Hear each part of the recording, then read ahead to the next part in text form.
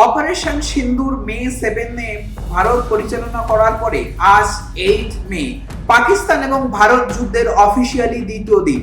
এই দ্বিতীয় দিনে পাকিস্তান কিন্তু জম্মু, পাঠানকোট, জয়সালমীরের বিভিন্ন জায়গায় ড্রোন হামলা চালায় এবং এই ড্রোন হামলায় আমাদের ভারতের অ্যান্টি মিসাইল ডিফেন্স সিস্টেম সক্রিয় অবস্থায় ছিল, অর্থাৎ S-400 সক্রিয় অবস্থায় থাকার দরুন সমস্ত ড্রোনগুলিকে নিষ্ক্রিয় করে দেওয়া হয়েছে।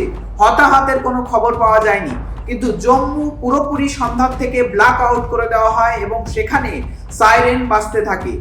এরপরে ভারতীয় আর্মি থেকে কিন্তু পাকিস্তানের এয়ারক্রাফট F-16 এবং JF-17 কে গুলি করে মাটিতে নামানো হয়েছে এবং একজন পাইলটকে জ্যান্ত অবস্থায় পাকড়াও করেছে ভারতীয় সেনাবাহিনী। এবং এই F-16 এবং JF-17 ভারতীয় আর্মিদের দ্বারা নামানোর কথা পাকিস্তানের ডিজি কিন্তু প্রেস কনফারেন্স করে স্বীকার করে নিয়েছে। এক্ষেত্রে বলা যায় F-16 আমেরিকা পাকিস্তানকে দিয়েছিল টেরোরিস্টদের মোকাবেলা করার জন্য। এক্ষেত্রে পাকিস্তান সেই চুক্তি লঙ্ঘন করেছে এবং তাতে সমস্যায় পড়তে পারে।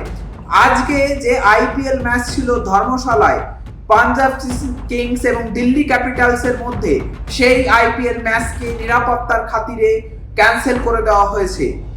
1971 সালের পর ভারতীয় নৌবাহিনীকে অ্যাক্টিভেট করে দেওয়া হয়েছে এবং ভারতীয় নৌবাহিনী করাচির দিকে মুভমেন্ট শুরু করেছে। এক্ষেত্রে বলা যায় যে 1971 সালে ভারতীয় নৌবাহিনী যখন করাচি এবং লাহোর দখল করেছিল, তখনই একটি দেশ অর্থাৎ বাংলাদেশের সৃষ্টি হয়েছিল। প্রতিনিয়ত এই যুদ্ধের আপডেট জানতে হলে অবশ্যই আমাদের চ্যানেলটিকে সাবস্ক্রাইব করুন এবং খবরগুলোকে শেয়ার করে দিন। সবসময় অ্যাওয়ার থাকুন এবং আপনারা সমস্ত আপডেট প্রতিনিয়ত সবার আগে জানতে পারবেন দৃষ্টিকোণে।